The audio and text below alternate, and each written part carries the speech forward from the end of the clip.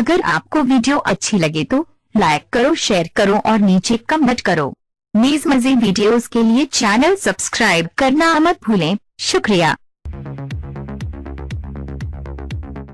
कौमी cricket team के chief selector Inzamam ul Haq ने कहा है कि मोहम्मद हाफिज को श्रीलंका के खिलाफ स्क्वाड में शामिल न करने का ये मतलब नहीं है कि उन्हें साइडलाइन कर दिया गया है, बल्कि नौजवान खिलाड़ियों को मौका दे रहे हैं। क़ज़ाफ़ी स्टेडियम में प्रेस कॉन्फ्रेंस के दौरान इंजमाम उल हक ने श्रीलंका के खिलाफ सीरीज के टेस्ट स्क्वाड का ऐलान किया।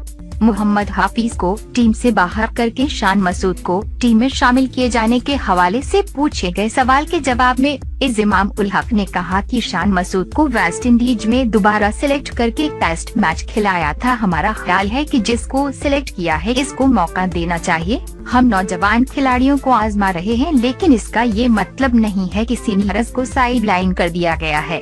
इंजमाम उल हक ने कहा कि शान मसूद एक अच्छा बल्लेबाज है और उसने 2015 में अच्छी परफॉर्मेंस का मुजाहरा किया था, लेकिन इंजरी की वजह से उसे टीम से बाहर होना पड़ा था। उन्होंने कहा कि उस्मान सलाहुद्दीन और हारिस सुहेल पिछली कुछ सीरीज से टीम के साथ जा रहे हैं, लेकिन उन्हें मौका नहीं मिला। यूएई में चूंकि कंडीशंस हमारी है तो इसलिए हम उन्हें भी मौका देंगे।